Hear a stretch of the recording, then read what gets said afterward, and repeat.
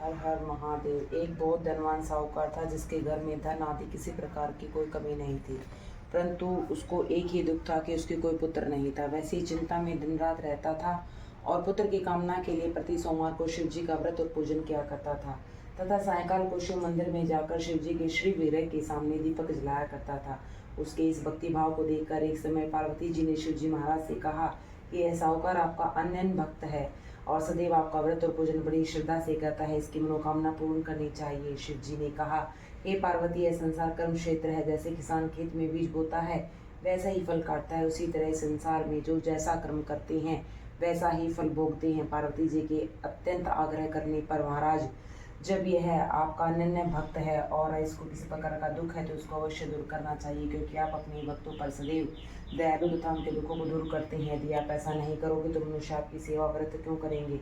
पार्वती जी का ऐसा आग्रह देखकर शिव जी महाराज कहने लगे कि हे पार्वती, इसके कोई पुत्र नहीं है, इसी चिंता में अति दुखी रहता है और उसके भाग्य में पुत्र न होने पर भी मैं इसको पुत्र की प्राप्ति का वर देता हूँ, परंतु वह केवल 12 वर्ष तक ही जीवित रहेगा।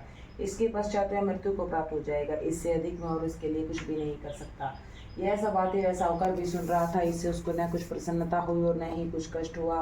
वह पहले के जैसे शिवजी महाराज का व्रत और पूजन करता रहा। कुछ काल व्यतीत हो जाने पर साहूकार की स्त्री गर्भवती हुई और 10वें महीने उसके गर्भ से अति सुंदर पुत्र की प्राप्ति हुई। साहूकार के घर में बहुत खुशियाँ मनाई गई और केवल 12 वर्ष की आयु जानकर कोई अधिक प्रसन्नता प्रकट नहीं की और न ही किसी को ये भेद बतलाया कि वह बालक 11 वर्ष का जब हो गया तब उस बालक की माता ने उसके पिता से उसके विवाह आदि के लिए कहा, तो वह साहूकार कहने लगा कि मैं अभी इसका विवाह नहीं करूंगा, अपने पुत्र को काशी पढ़ने के लिए भेजूंगा। फिर साहूकार ने अपने साले अर्थात बालक की मामा को उसको बहुत सारा धन देकर कहा, तुम इस बालक को काशी पढ़ने के लिए ले जाओ, रास्ते में जिस स्थान पर भी जाओ यज्ञ करते हुए ब्राह्मणों को भोजन कराते जाओ। वह दोनों मामा भांजे यज्ञ करते हुए ब्राह्मणों को भोजन कराते जा रहे थे।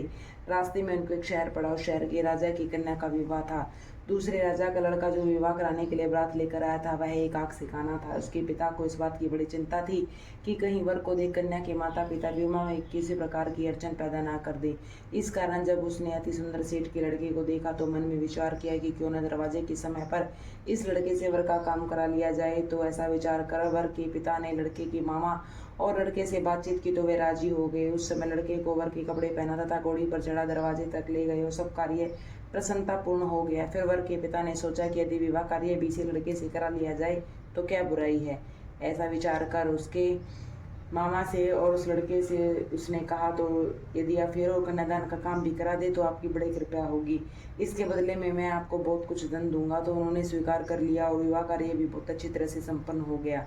परंतु जिस समय लड़का जाने लगा उसने राजकुमारी की चुंदड़ी के पल्ले पर लिख दिया कि तेरा विवाह तो मेरे साथ हुआ, परंतु जिस राजकुमार के साथ तुमको भेजेंगे वह एक आंख से काना है।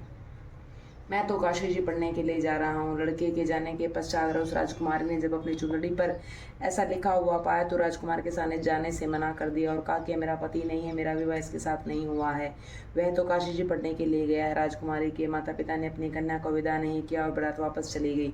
उधर वह सेठ का लड़का और उसका मामा काशी जी पहुँच गए। वहाँ पर जाकर उन्होंने यज्ञ करना लड़के ने पढ़ना शुरू कर दिया। जब लड़के की आयु 12 साल की हो गई तब उस दिन उन्होंने यज्ञ रचा रखा था कि लड़के ने अपने मामा से कहा, मामा जी आज तो मेरी तबीयत कुछ ठीक नहीं है। मामा ने कहा, अंदर जाकर सो जाओ। लड़का अंदर जाकर सो गया। थोड़ी ही देर में उसके प्राण निकल गए। उसके मामा ने अंदर आकर देखा तो वह मुर्दा पड़ा है।